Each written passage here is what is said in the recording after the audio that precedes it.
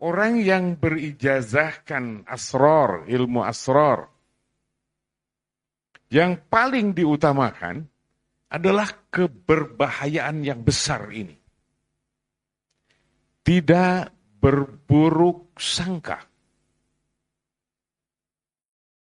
Tidak melontarkan sesuatu yang kurang baik pada lisan kita.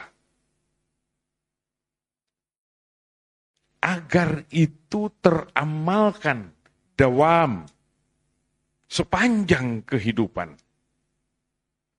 Para sahabat sekalian, apabila seseorang terjaga lidahnya, saya suka mengajaknya, bahasanya seperti itulah. Ayo kita coba di dalam satu hari.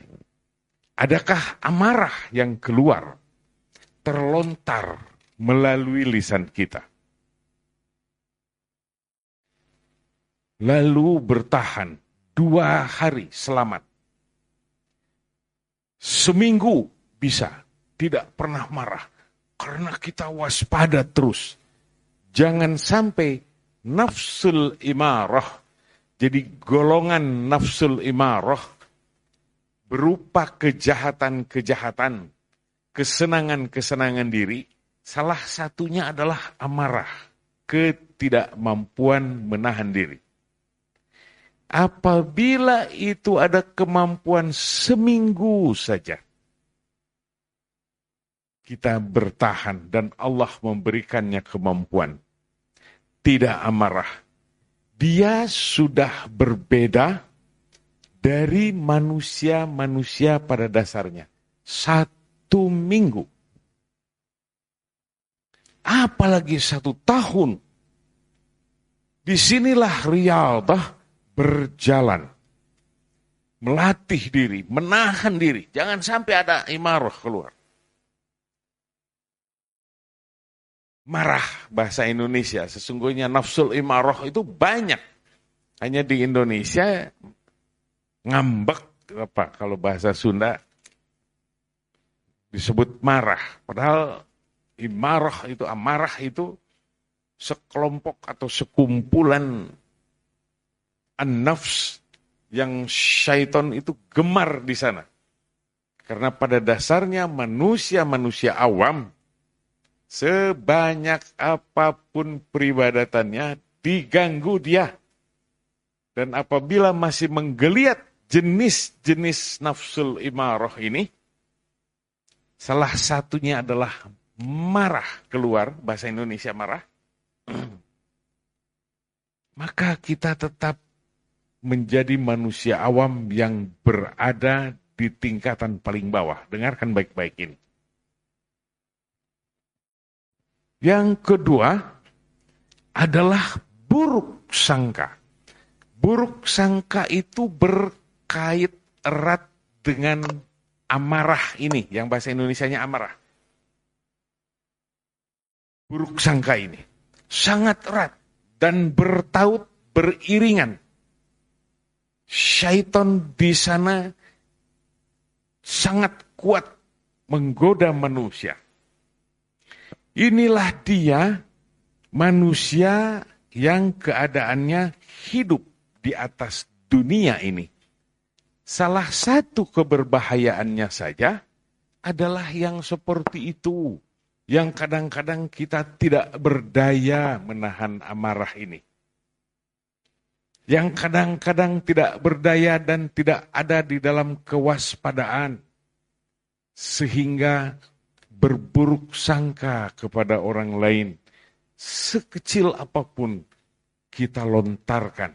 Entah itu dikatakan kepada orang lain yang sama dengan ghibah. Yang tadi disebutkan di dalam kitab itu buruk sangka di dalam hati saja haram hukumnya. Apalagi dilontarkan kepada orang lain. Judulnya sudah berbeda, ghibah. Ini adalah pengajian minggu-minggu, bulan-bulan lalu. Yang dosanya lebih keji daripada berzina. Ini dia yang jarang kita laksanakan. Yang jarang kita tahan, yang jarang kita mujahadah, membuangnya dari dalam hati. Tidak sadar, kita hanya memikirkan seolah-olah kita adalah ahli zikir dan ahli ibadah yang kuat. Karena yang digembar-gemborkan adalah yang menyentuh angan-angan tadi. Bila engkau begini, pahalanya akan begini dan begini dan begini. Bila engkau begitu, pahalanya engkau yang begini dan begini. Tergiur. Apa yang tergiur? Hatinya bergerak. An-nafsnya bergerak. Sehingga dia tergiur oleh amalan-amalan pahala-pahala itu. Yang sesungguhnya boleh dan benar. Sehingga kita menjadi rajin. Tetapi sangat licin di dalamnya. Kita terpeleset ke dalam keberbanggaan dan merasa kita menjadi ahli ibadah dan sudah banyak pahala kita. Ini tidak disadari. Yang kedua yang tidak disadari, kita tidak pernah bersyukur kalau kita diberikan gerak ibadah dan diberikan keinginan dan kekuatan untuk beribadat. Tidak pernah bersyukur. Ya Allah, Alhamdulillah, aku dijadikan oleh Engkau menjadi semangat aku beribadat. Alhamdulillah, Alhamdulillah, Alhamdulillah. Jarang manusia ke arah sana. Tetapi dia mengakuinya kalau dirinya adalah ahli ibadah. Sahabat sekalian, sesuatu kejahatan terbesar menyingkirkan Allah Subhanahu wa Ta'ala yang sesungguhnya itu seluruhnya dari Allah ditakdirkan, termasuk kita yang sedang berada di tempat ini di dalam halaqah zikir. Maka saya tadi mendahuluinya dengan bersyukur kepada Allah Ta'ala berada di dalam halaqah zikir saat ini. Bila tidak, mungkin kita sedang di mana dan sedang apa gerangan. Inilah salah satu kebertautan angan-angan kita. Oh, kalau begitu begitu susahnya hidup ini. Benar. Karena syaitan itu lebih jeli dan lebih hebat daripada kita. Tetapi kita mempunyai Allah Subhanahu wa Ta'ala dan minta tolong. Setelah Allah menolongnya, setelah Allah membantunya, jangan kita mengakuinya. Betapa dunia ini sebagai penjara bagi orang yang beriman. Salah satu hadis menyebutkan seperti itu. Penjara. Ini sijnul mukminin ini. Dunia ini. Tetapi surga, Jannatul kafir. Surga kalau bagi orang kafir, seolah-olah tidak ada apa-apa hidup di dunia ini. Tenang aja. Merasa sudah ada yang menebus dosa-dosanya. Kalau orang Sunda bilang, damang we hirup teh. Tidak seperti itu. Kita ini terus dipepet oleh syaitan. Dan kita harus terus-menerus dalam keadaan berzikir dan mendekat dan mendekat. Taqarrub ilallah. Ini dia keberbahayaan. Sesuatu yang kadang-kadang kita tidak menyadarinya. Berupa cakap-cakap hati yang ada atau buruk sangka di dalam hati.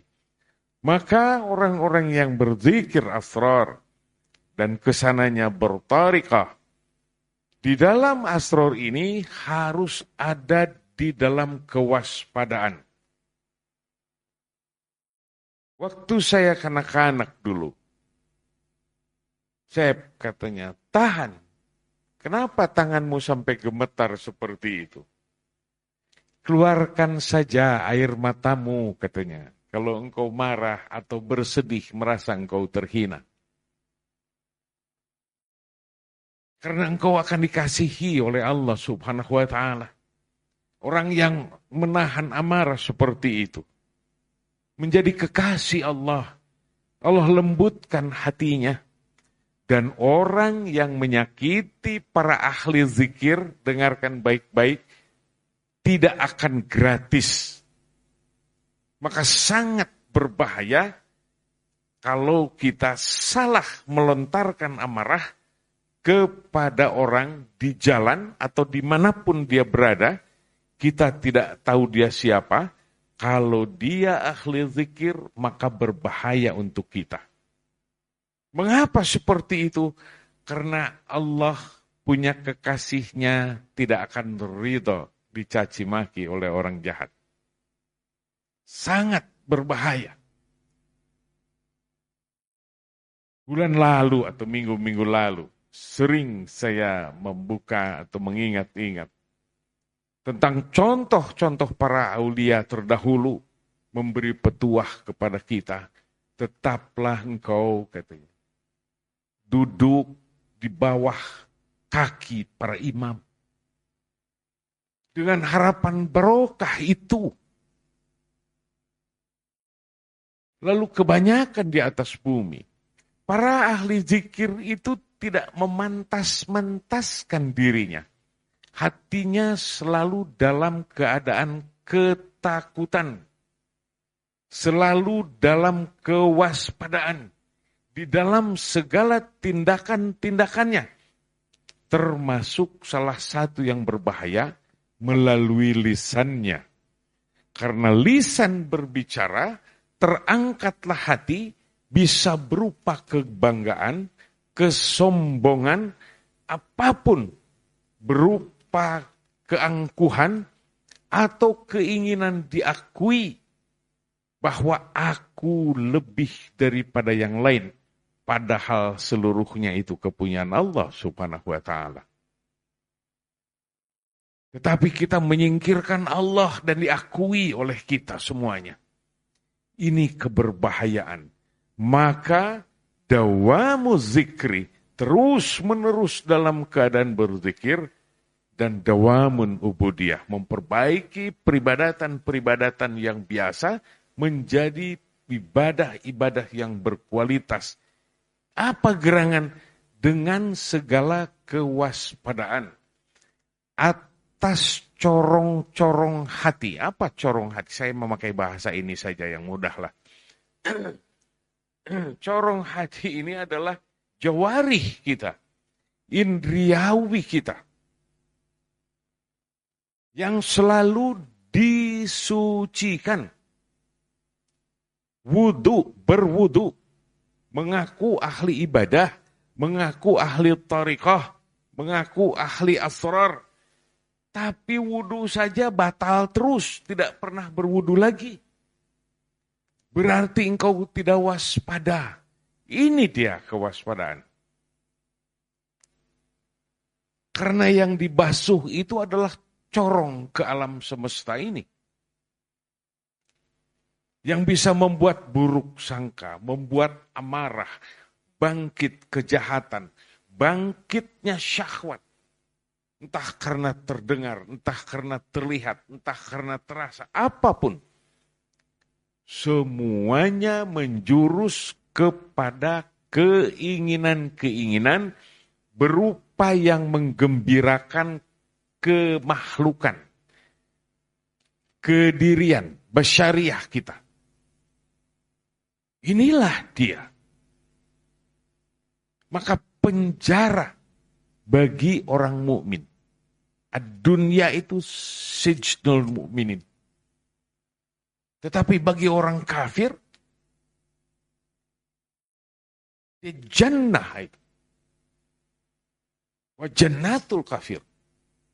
Jadi inilah dia penjara bagi orang mukmin, bagi orang yang beriman. Karena harus menahan berbagai macam gerakan-gerakan hati. Syekh Abdul Qadir Jilani, saya sudah sering mengatakannya.